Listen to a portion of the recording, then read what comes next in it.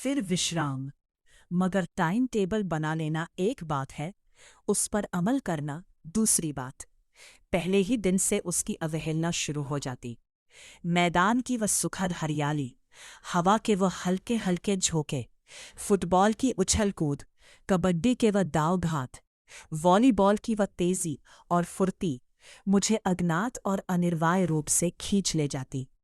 और वहां जाते ही मैं सब कुछ भूल जाता। वह जानलेवा टाइम टेबल बना लेना एक बात है, उस पर अमल करना दूसरी बात। पहले ही दिन से उसकी अवहेलना शुरू हो जाती। मैं उनके साये से भागता, उनकी आंखों से दूर रहने की चेष्टा करता। कमरे में इस तरह दबे पांव वो आता कि उन्हें खबर न हो। उनकी नज़र मेरी ओर उठी और मेरे प्राण निकले। हमेशा सिर पर नंगी तलवार सी लटकती मालूम होती। फिर भी जैसे मौत और विपत्ति के बीच में भी आदमी मोह और माया के बंधन में जकड़ा रहता है। मैं फटकार और घुडकियां खाकर भी खेलकूद का तिरस्कार नहीं कर सकता। सालाना इम्तहान हुआ। भाई साहब फेल हो गए, मैं पास हो गया और दर्जे में प्रथम आया। मेरे और उनके बीच केवल 2 साल का अंतर रह गया। जी में आया भाई साहब को आड़े हाथों लूं। आपकी वो घोर तपस्या कहाँ गई? मुझे देखिए, मजे से खेलता भी रहा और दर्जे में अव्वल भी हूं। लेकिन वो इतने दुखी और उदास थे कि मुझे उनसे दिली हमदर्दी हुई और उनके घाव पर नमक छिड़कने का विचार ही लज्जास्पद जान पड़ा।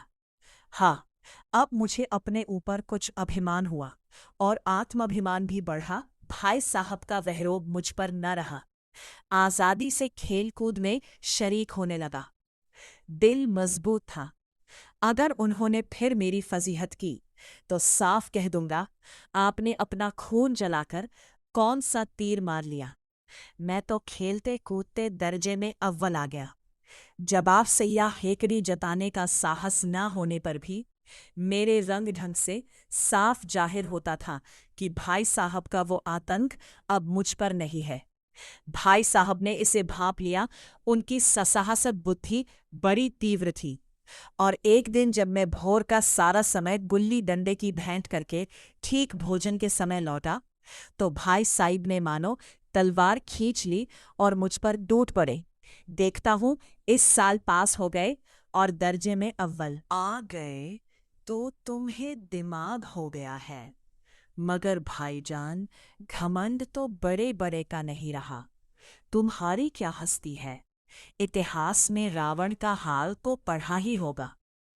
उसके चरित्र से तुमने कौन सा उपदेश लिया, या यो ही पढ़ गए? महज इम्तिहान पास कर लेना कोई चीज नहीं। असल चीज है बुद्धि का विकास। जो कुछ पढ़ो उसका अभिप्राय समझो। रावण भूमंडल का स्वामी था। ऐसे राजों को चक्रवर्ती कहते हैं। आजकल अंग्रेजों के राज्य का विस्तार बहुत बढ़ा हुआ है, पर इन्हें चक्रवर्ती नहीं कह सकते। संसार में अनेकों राष्ट्रीय अंग्रेजों का आधिपत्य स्वीकार नहीं करते, बिल्कुल स्वाधीन है। रावण चक्रवर्ती राजा था। संसार के सभी महीप उसे कर देते थे। बड़े बड़े देवता उसकी गुलामी करते थे। आग और पानी के देवता भी उसके दास थे। मगर उसका अंत क्या हुआ? घमंड ने उसका नाम निशान तक मिटा दिया। कोई उसे एक चिल्लू पानी देने वाला भी न बचा। आदमी जो कुकर्म चाहे करे, पर अभिमान न करे, इतराए नहीं। अभिमान किया और दीन दुनिया से गया। शैतान का हाल भी पड़ा ही होगा। उसे यह अनुमान हुआ था कि ईश्वर का उससे बढ़कर सच्चा भक्त कोई है ही नहीं। अंत में यह हुआ कि स्वर्ग से नरक में ढकेल दिया गया। शाहिरों ने भी एक बार अहंकार किया था। भीख मांग मांग कर मर गया। तुमने तो अभी केवल 1 दर्जा पास किया है और अभी से तुम्हारा सिर फिर गया। तब तो तुम आगे बढ़ चुके। यह समझ लो कि तुम अपनी मेहनत से नहीं पास हुए। अंधे के हाथ बटेर लग गई। मगर बटेर केवल एक बार हाथ लग सकती है, बार बार नहीं। कभी कभी गुल्ली डंडे में भी अंधा चोट निशाना पड़ जाता है।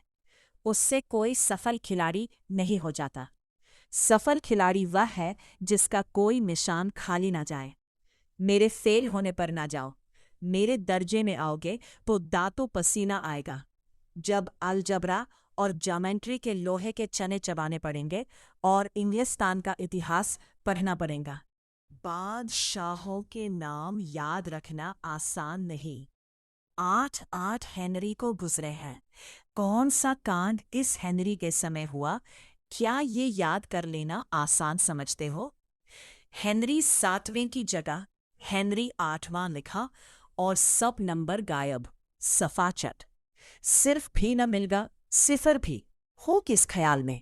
दर्जनों तो जेम्स हुए हैं, दर्जनों विलियम। कोडियो चार्ल्स दिमाग चक्कर खाने लगता है, आंधी रोब हो जाता है। इन अभागों को नाम भी न जुड़ते थे। एक ही नाम के पीछे दोयम, तयम, चहारम, पंचम लगाते चले गए। मुझसे पूछते तो 10 लाख नाम बता देता। और ज्योमेट्री तो बस खुदा की पनाह। आ बज की जगह आ जे बा लिख दिया और सारे नंबर कट गए। कोई इन निर्दयी मुमतहिनों से नहीं पूछता कि आखिर आ बज और आ जे बा में क्या फ़र्क है और व्यर्थ की बात के लिए क्यों छात्रों का खून करते हो। दाल भात रोटी खाई या भात दाल रोटी खाई, इसमें क्या रखा है? मगर इन परीक्षकों को क्या परवाह। वह तो वही देखते हैं जो पुस्तक में लिखा है। चाहते हैं कि लड़के अक्षर अक्षर रट डालें और इसी रटंत का नाम शिक्षा रख छोड़ा है। और आखिर इन बेसिर बैर की बातों के पढ़ने से क्या फ़ायदा?